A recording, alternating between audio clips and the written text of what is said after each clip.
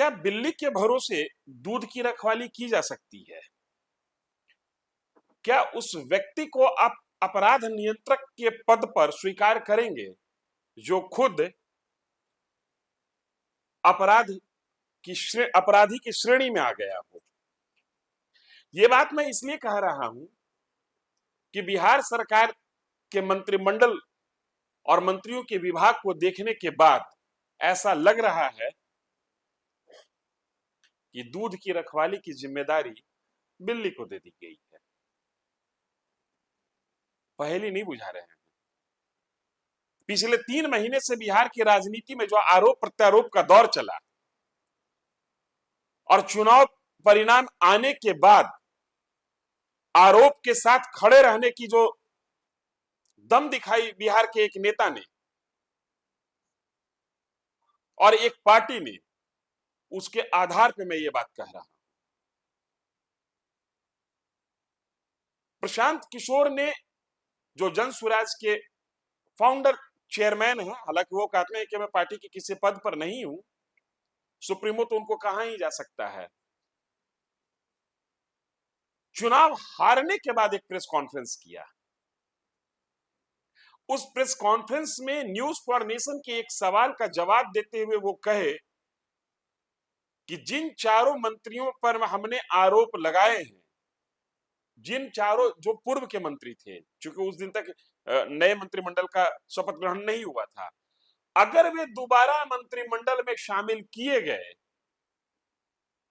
तो हम अपने आरोप के साथ न्यायालय का दरवाजा खटखटाएंगे। लिहाजा सम्राट चौधरी, मंगल पांडे, दिलीप जायसवाल और अशोक चौधरी के नीतीश मंत्रिमंडल में शामिल होने के बाद बिहार के हर पत्रकार के कान में और दिमाग में वो जवाब प्रशांत किशोर का कौंधने लगा, जिसमें उन्होंने कहा था कि मैं नीतीश कुमार से चाहता हूं कि ऐसे लोगों को वो मंत्रिमंडल का हिस्सा न बनाएं, और अगर वो हिस्सा बनाएंगे तो हम अपने आरोप के साथ, जिसका वो दावा करते हैं कि उनके पास सबूत भी है, हम अदालत का रुख करेंगे। तो क्या यह मान लिया जाए कि बिहार एनडीए 2025 में नीतीश कुमार के नेतृत्व में जो सरकार बनी है, उस सरकार में चारों मंत्री को सिर्फ इसलिए शामिल किया गया है कि जिस दिन इन पर आरोप तय हो जाएगा इनको मंत्रिमंडल से बाहर किया जाएगा? अगर ऐसा है तो क्या एनडीए जानबूझकर बिहार में एक राजनीतिक किरकिरी, राजनीतिक अराजकता, राजनीतिक के रूप से एक बहस का मुद्दा, विषय और समय तय करना चाहती है? ये एक बड़ा सवाल है। या एनडीए के उन बड़े नेताओं के साथ इन चारों नेता जो कि बिहार मंत्री सरकार में अभी मंत्री हैं, उनको अपने पाक साफ रहने का, पाक साफ होने का आत्मविश्वास है कि चाहे जो आरोप लगे मैं गलत नहीं हूं, लिहाजा प्रशांत किशोर जनता की अदालत से मुंह की खाए हैं, अब न्यायालय से भी मुंह की खाएंगे। क्योंकि अब सवाल सम्राट चौधरी और अशोक चौधरी के साख का नहीं है। अब बिहार में राजनीति उस मोड़ पर आकर फंस गई है जहां पर साख बचाना है प्रशांत किशोर को, और प्रशांत किशोर चुनाव हारने के बाद ये कह गए हैं और कह रहे हैं कि हम बिहार छोड़कर जाने वाले नहीं हैं। मेरे एक भी व्यक्ति सदन में पहुंचने में कामयाब नहीं रहे, लिहाजा सड़क का संघर्ष हम छोड़ेंगे नहीं। ऐसे में एक बड़ा प्रश्न खड़ा होता है कि इन 4 नामों के साथ है नीतीश कुमार के साथ बीजेपी का शीर्ष नेतृत्व क्या प्रशांत किशोर के हाथों कोई मुद्दा देना चाहती है, या इन चारों मंत्रियों के साथ है पार्टी के बड़े नेताओं को भी ये विश्वास है कि इन पर गलत आरोप लगे हैं और ये पाक साफ निकलेंगे। हम आपको प्रशांत किशोर का वो बयान सुनाते हैं, सुनिए। पीछे हटने का सवाल नहीं है। मैंने आपको कहा था कि प्रेस के जरिए उसको बताया गया, ये अपेक्षा की गई कि सरकार में के जो मुखिया हैं उस पर एक्शन लेंगे, उन्होंने एक्शन नहीं लिया। दूसरा, जनता की अदालत में गए, जनता ने भी उन्हीं नेताओं को फिर से जिताकर भेज दिया। कई लोग जिन पर इसी जगह पर मैंने आरोप लगाया है, जिनके आरोपों की बात कही गई है, उनको जनता ने भारी मत से जिताकर भेजा है। तो भाई अब जिम्मेवारी है सरकार के मुखिया के तौर पर नीतीश कुमार जी ये तय करें कि वो लोग सरकार के हिस्सा होंगे कि नहीं होंगे। अगर होते हैं तो निश्चित तौर पर जनता के बीच में भी उनके खिलाफ जाएंगे और जहां जरूरत पड़ेगी कोर्ट में भी जाएंगे। 70,000 के सीएजी के मामले में जो सीएजी ने 70,000 रुपए के अनअकाउंटेड मनी की बात कही है, उस पर ऑलरेडी जनसुराज हाईकोर्ट में रीट हम लोगों ने फाइल किया हुआ है। जहां तक व्यक्तिगत मामले हैं, जिन 4 नेताओं के बारे में बात की गई है, जैसे ही मंत्रिमंडल बनता है और अगर वो लोग फिर से सरकार में शामिल होते हैं, सरकार के हिस्सा बनते हैं, तो हम लोग निश्चित तौर पर न्यायालय का दरवाजा खटखटाएंगे। ये बयान प्रशांत किशोर बुधवार को दे रहे थे, तारीख थी 19 नवंबर, और मंत्रिमंडल के विस्तार होने के बाद भी प्रशांत किशोर ने एक बयान दिया। सरकार ने छल किया है, सिर्फ वोट का छल नहीं किया है। कल सरकार बनी है, देखिए लोगों के मुंह पर सरकार ने तमाचा लगाया है। ऐसे भ्रष्टाचारी मंत्रियों को, आपराधिक छवि के मंत्रियों को, ऐसे लोगों को मंत्री बनाया गया है जिन्होंने जीवन में कुछ पढ़ा नहीं, कुछ किया नहीं। वो सिर्फ इसलिए मंत्री बन गए क्योंकि उनके पिताजी मंत्री हैं, उनके पिताजी बड़े नेता हैं। यही बात तो जनसुराज 3 बरस से समझा रहा है। बिहार के सामान्य परिवार के बच्चे क्लर्क बनने के लिए, सिपाही बनने के लिए, नौकरी पाने के लिए बरसों की पढ़ाई करते हैं, और यहाँ मंत्री जी का बच्चा, नेता का बच्चा बिना पढ़े वो आपका राजा बन गया। और कल जो मंत्रिमंडल बना है उसने एक तरीके से दिखाया है, जिसको कहते हैं अंग्रेजी में rubbing the salt on the wound, घाव पर नमक लगाने वाली बात है। नीतीश कुमार ने हर उस व्यक्ति को मंत्री बनाया है जिस पर भ्रष्टाचार के बड़े आरोप लगे हैं। हर उस व्यक्ति को मंत्री बनाया गया है जिसकी छवि आपराधिक है। तो नीतीश कुमार, अमित शाह और नरेंद्र मोदी जी ये दिखाना चाहते हैं कि बिहार की जनता तुमसे वोट खरीद लिया, अब हम वो करेंगे जो हमारी मर्जी है। तुम्हारी भावनाओं का, तुम्हारे कष्ट का, तुम्हारी चिंताओं की चिंता करना हमारा काम नहीं है। तो जनसुराज उसके विरोध में खड़ा है, दल के तौर पर खड़ा है, सामाजिक व्यवस्था के तौर पर खड़ा है, सोच के तौर पर खड़ा है। ये जनसुराज को चुनाव हराया नहीं गया है, जनसुराज चुनाव नहीं हारा है, जनसुराज की सोच को कुचलने का प्रयास किया गया है, हम लोग के मनोबल को तोड़ने का प्रयास किया गया है। ये प्रयास है कि जनसुराज के लोग हतोत्साहित होकर छोड़कर भाग जाएं। हम लोग पीछे हटने वाले नहीं हैं। अगर गांधी का सिर्फ फोटो नहीं लगाते हैं, गांधी जी से सीखते हैं, और जो कुछ भी छोटी मोटी समझ, जो ताकत, जो क्षमता भगवान ने दी है, वो गांधी की उस सोच से, बाबा साहब की सोच से अलाइंड है। और मैंने पहले कहा है, पेशेंस और परसिवरेंस, ये 2 P जो गांधी सिखाते हैं कि एक ही चीज पर लगे रहना है। अगर हम लोग को लगता है कि हमारा रास्ता सही है, अभिमन्यु को मार, भगवान खुद अभिमन्यु के साथ। इस बयान का मोटा मोटी तौर पर आशय ये है कि आपने उसको अपराध नियंत्रक बना दिया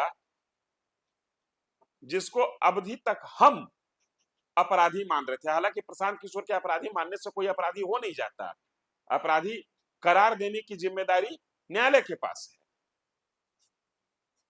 लेकिन प्रशांत किशोर के इन 2 बयान के साथ मंत्रिमंडल विस्तार होते ही अगर चिराग पासवान के एक स्टेटमेंट को हम समझने की कोशिश करें, तब लगता है कि हाँ, बात तो कुछ है।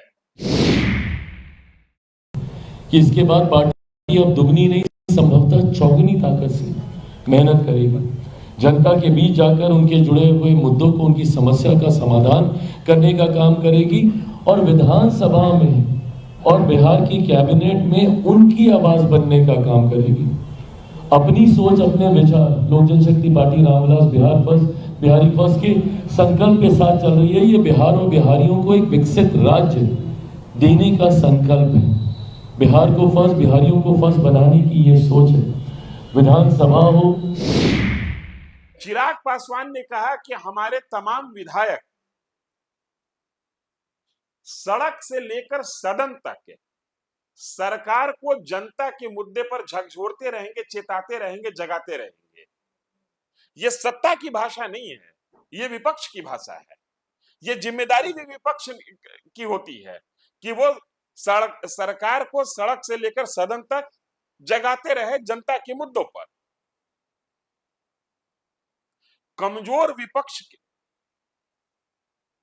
बिहार विधानसभा में है संख्या बल के आधार पर, तो क्या यह मान लिया जाए कि चिराग पासवान का यह स्टेटमेंट सरकार के बनते ही सरकार के अंदर ही विपक्ष की भूमिका निभाने के लिए है, या ये मान लिया जाए कि चिराग पासवान ने बिहार की राजनीति में अपना रुख तय कर लिया और आने वाले दिनों में अगर जो ऐसी तस्वीर भी आपको देखने के लिए मिल जाए कि चिराग पासवान की पार्टी ही नीतीश सरकार को कटघरे में खड़ा कर रही है, तो ये कोई हैरान करने वाली तस्वीर नहीं होगी। चिराग पासवान के पिछले 1-1.5 साल की राजनीतिक शैली भी यही रही है कि वो राज्य सरकार को राज्य के मुद्दे पर घेरते रहे हैं, नीतीश कुमार के नेतृत्व पर सवाल खड़ा करते रहे हैं। और तो और टिकट बंटवारा के समय एक लंबे समय तक ये कयास लगता रहा कि शायद चिराग पासवान अलायंस छोड़ दें, शायद चिराग पासवान अलायंस छोड़ दें। मंत्रिमंडल में चिराग पासवान सरकार का हिस्सा है, उनकी पार्टी सरकार की हिस्सा है, बावजूद पार्टी के बड़े नेता की जो भाषा है, मंत्रिमंडल विस्तार के बाद, मंत्रिमंडल के शपथ ग्रहण के बाद और मंत्रालयों के बंटवारे के बाद, वो भाषा में कहीं ना कहीं विपक्ष की भाषा की झलक मिलती है। आने वाले दिनों में अगर जो बिहार में समीकरण ऐसा बन जाए कि प्रशांत किशोर और चिराग पासवान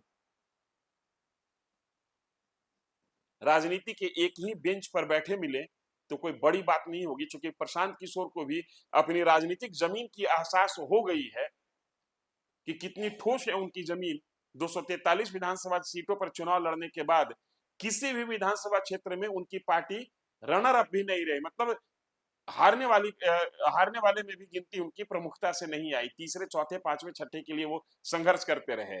ये वही जो प्रशांत किशोर हैं जो कहा करते थे कि हम बिहार में किसी के साथ अलायंस नहीं करेंगे, मतलब गठबंधन की राजनीति में नहीं करेंगे, राजनीति नहीं करेंगे। लेकिन 2025 का जनमत शायद आने वाले दिनों में उनको गठबंधन की राजनीति करने के लिए मजबूर कर दे और उनको एक मजबूत साथी चिराग पासवान के रूप में मिल जाए, तो ये कोई बड़ी बात नहीं होगी। इसकी झलक 21 नवंबर से मिलनी शुरू हो गई है। राजनेताओं की भाषा उनके व्यक्तित्व, उनके वक्तव्य से छोटे होते हैं। बड़े बड़े नेता भी जो बोलते हैं वो ज्यादा महत्वपूर्ण हो जाता है उनके व्यक्तित्व के सामने। चिराग पासवान की पार्टी सरकार में है, भाषा विपक्ष की उठाई हुई है। प्रशांत किशोर ने खुल्लम खुल्ला कह दिया कि हमारे पास संघर्ष के अलावा कोई रास्ता नहीं है, और जिन 4 लोगों का नाम मैं ले रहा हूं अपनी इस वीडियो में, उन 4 लोगों के नाम के साथ प्रशांत किशोर को संघर्ष का एक मुद्दा सरकार खुद मुहैया करा रही है।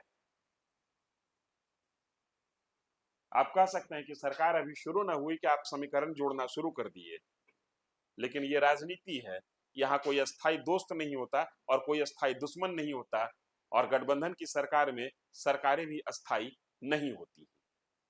इस वीडियो में इतना ही, धन्यवाद।